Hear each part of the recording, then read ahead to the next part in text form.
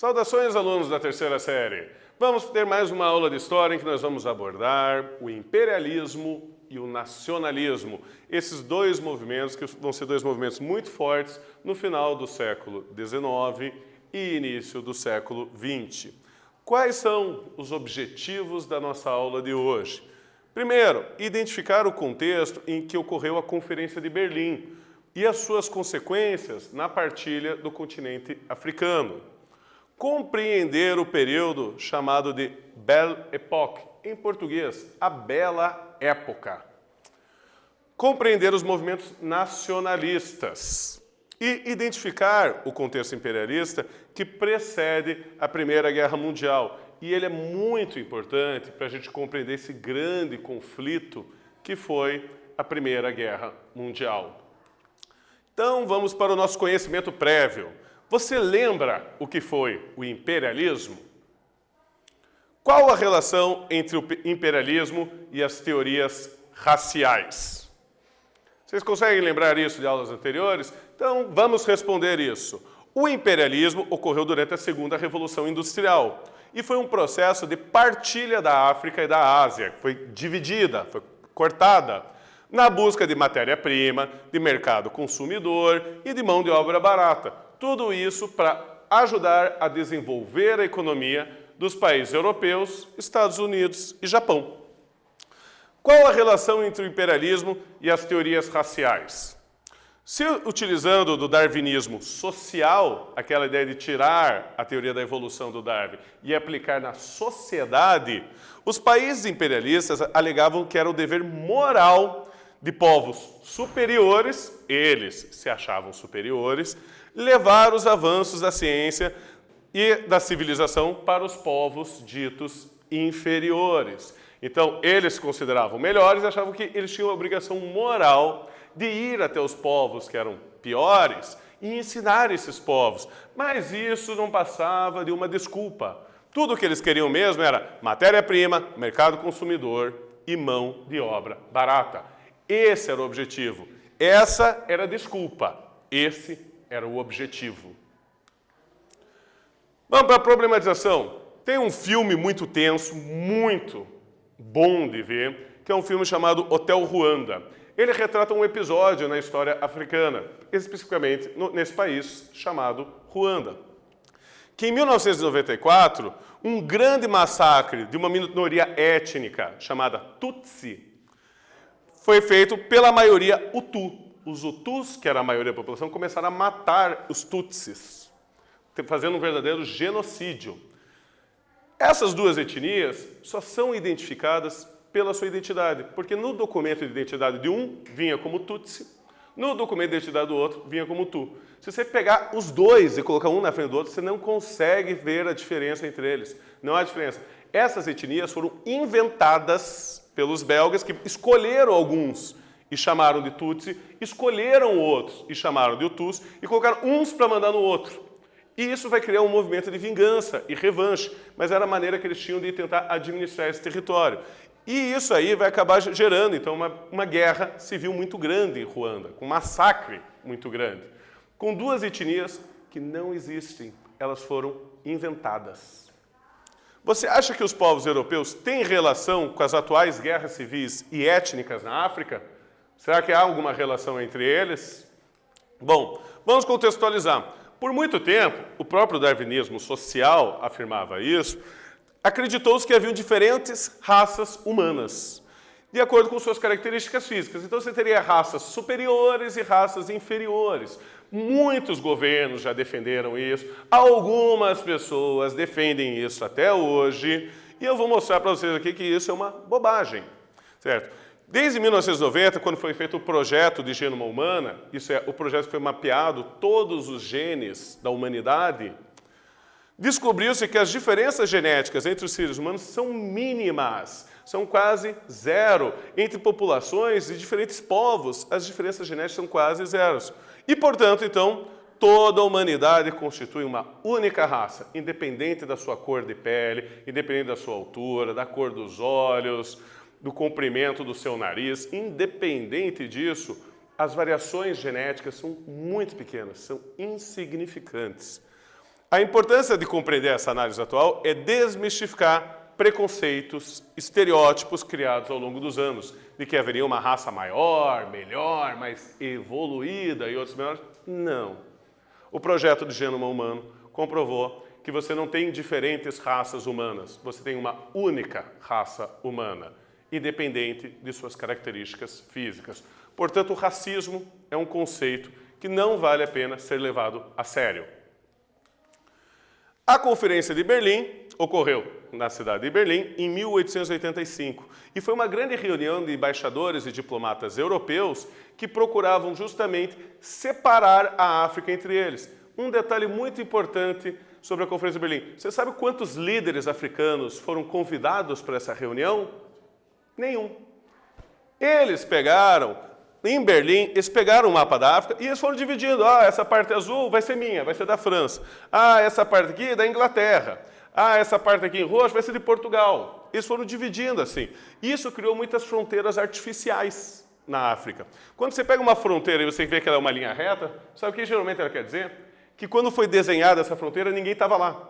Eles não sabiam. Geralmente as fronteiras elas são tortas. Por quê? Porque elas seguem cursos de rios, de cadeias de montanha. Antes desse rio é Paraná, depois desse rio é São Paulo. Quando a fronteira é uma linha reta, é porque ela foi desenhada num mapa sem conhecer a geografia do lugar, sem você saber o que tem ali. Então é uma fronteira artificial. O problema com isso aqui é que alguns povos ficavam no meio e se misturavam em países diferentes. Por quê? As tradições, a cultura desses povos não foram respeitadas. Então, às vezes, você colocava dois povos que eram inimigos dentro de um único país. Ou você separava um mesmo povo em dois países diferentes. Isso vai gerar problemas para a África que até hoje duram e são motivos para várias das guerras civis e conflitos étnicos que ocorrem nesse continente, pela ação direta da Conferência de Berlim. Claro que também houve a resistência dos povos africanos. Os africanos reagiram à dominação europeia de diversas formas, inclusive por meio de revoltas, lutas, conflitos armados. Os principais motivos dessas revoltas foram a perda de soberania por parte dos povos africanos, a exploração econômica excessiva feita com eles e a imposição dos hábitos e o modo de administração europeus. Alguns desses povos chegaram a ter vitórias militares muito significativas contra os imperialistas europeus. E vamos então para a nossa primeira atividade de hoje. A Conferência de Berlim foi organizada entre 1884 e 1885 pelo chanceler alemão Otto von Bismarck e reuniu representantes de 14 países. Qual era o objetivo central tratado na Conferência de Berlim? Letra A. Encontrar soluções para a crise que afetava o capitalismo internacional desde 1873? B. Negociar saídas para pôr fim da Guerra dos Boeres? Ou letra C. Debater e negociar questões relativas à ocupação do continente africano? Vocês vão ter aí um tempinho para pensar e responder e eu já retorno.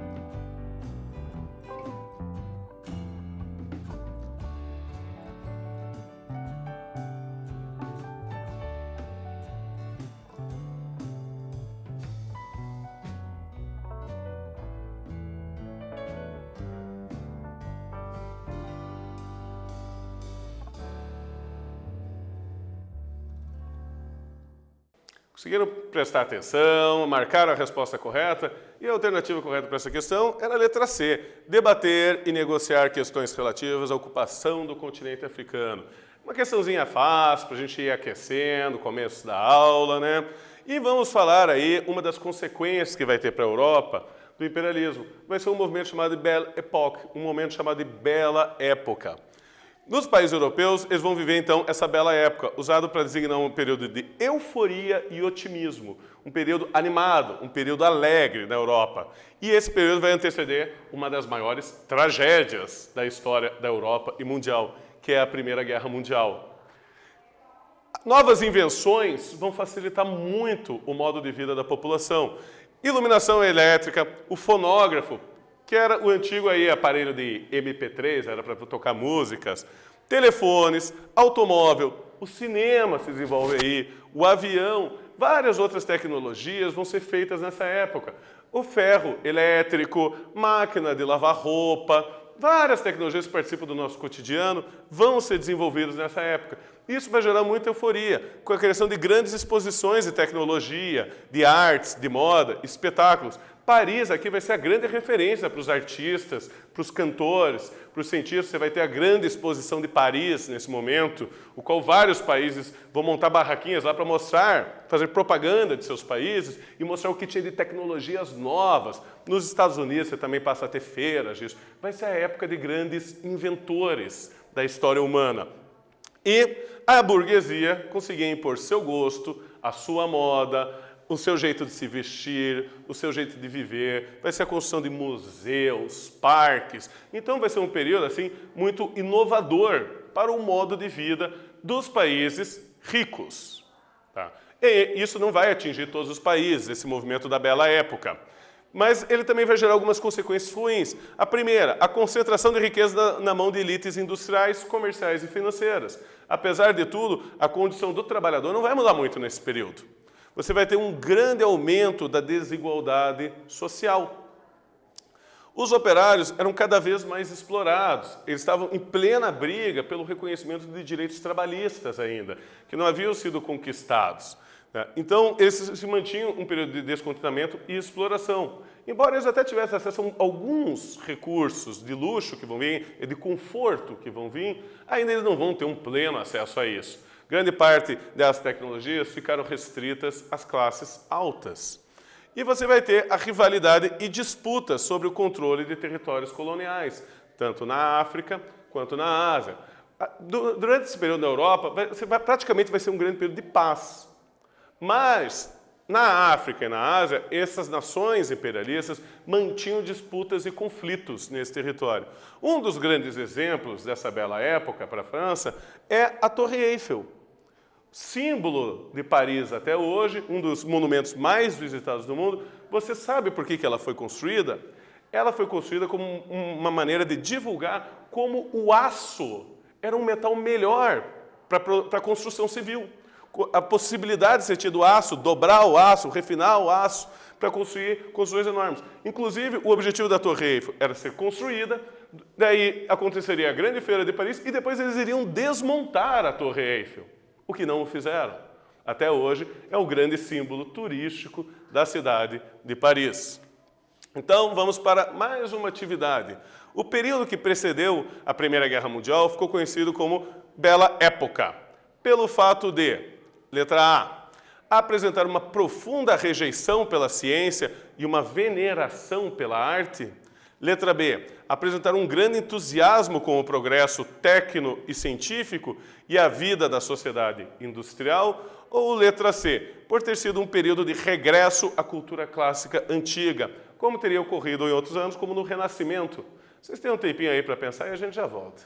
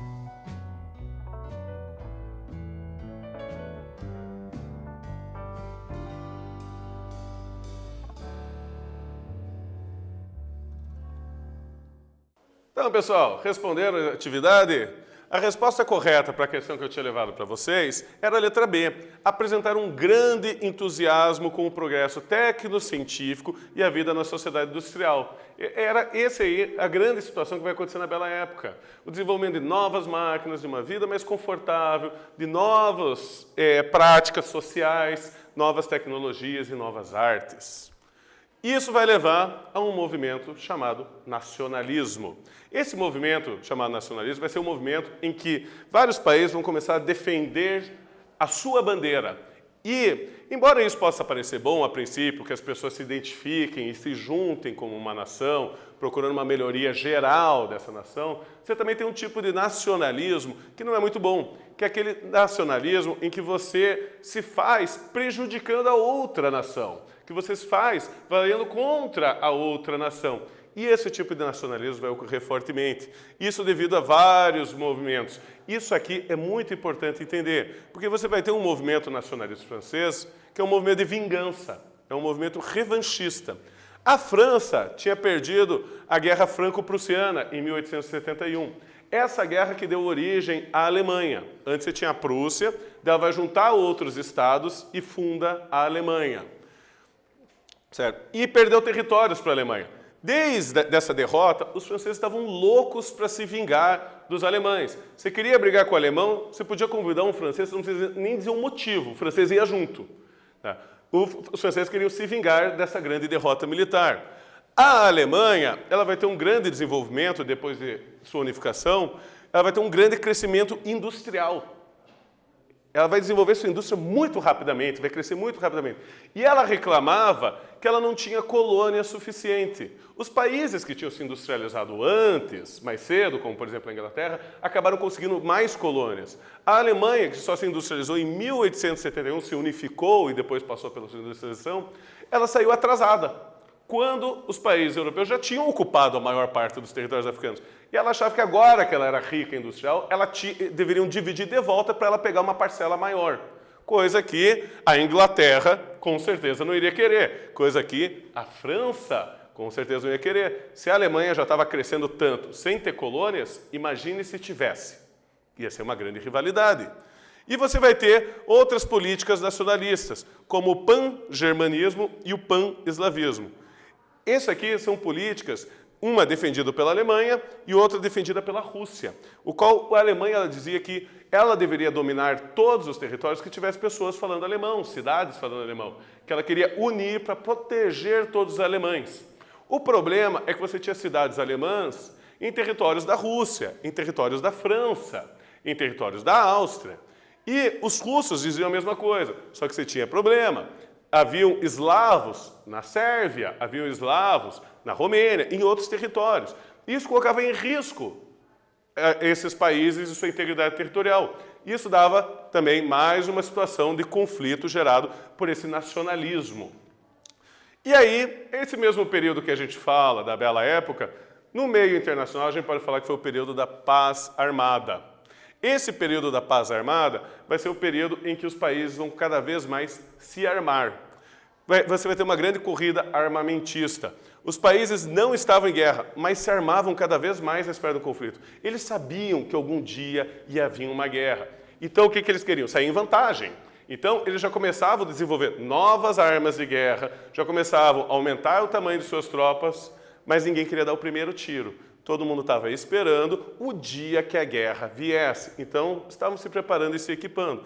Dentro disso aí vai acontecer, por exemplo, a criação de alianças militares também, como a Tríplice Entente, que vai envolver a Inglaterra, a França e a Rússia. Essas alianças diziam o seguinte: se você atacasse qualquer um desses países, os três entrariam na guerra contra você. Então, não mexa com um, senão você vai ter que mexer com os três. Você vai ter o aumento da fabricação de navios de guerra, armas, munições, granadas, uniformes. O alistamento militar dos jovens vai ter um aumento de tempo. Você vai ter grandes desfiles militares na rua, sempre divulgando a força dessa nação para o dia em que a guerra chegasse. Isso aí vai acabar fazendo uma grande política de alianças. E essa política de alianças vai ser determinante para a explosão da Primeira Guerra Mundial, em que nós vamos ter a Tríplice Entente, formada com a Rússia, Reino Unido e a França, E nós vamos ter a Tríplice Aliança, unindo os impérios centrais, o Império Alemão, o Império Austro-Húngaro e a Itália. Você tem outros países que inicialmente na guerra estarão neutros, mas alguns deles acabam até se envolvendo no durar dessa guerra. Mas você acaba tendo essa política de rivalidade entre eles muito bem estabelecida na Europa. E vamos para a última atividade da aula. Entre os motivos que levaram à política de alianças na Europa durante a Bela Época, destaca-se a disputa de fronteiras entre a Rússia e a França, B, a rivalidade econômica entre os Estados Unidos e a Inglaterra, C, a disputa por territórios coloniais por parte da Alemanha, ou letra D, o sentimento revanchista austríaco contra a Alemanha. Vocês têm um tempinho para pensar e a gente já retorna.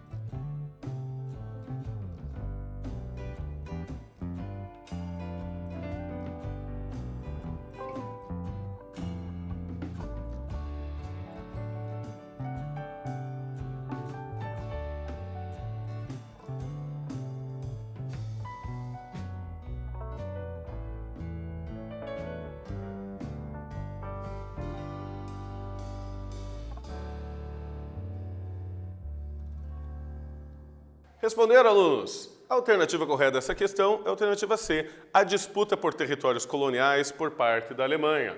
Esse vai ser um dos motivos que vai gerar esse conflito, que vai tirar a Bela Época para o início de uma época de tragédia na Europa. Então, o que nós vimos na aula de hoje? O imperialismo europeu levou à divisão da África através da Conferência de Berlim. Sustentado pela riqueza do imperialismo, pelas novas tecnologias e por um clima de otimismo, esse período ficou conhecido como a Bela Época na Europa. E essa Bela Época vão ser criadas as situações de conflitos que vão gerar a Primeira Guerra Mundial e o início de uma era de tragédia, porque você vai ter a Primeira, vai ter a Segunda, vai ter Guerra Fria, aí vai virar um ciclo. Obrigado a todos por assistir essa aula, até a próxima.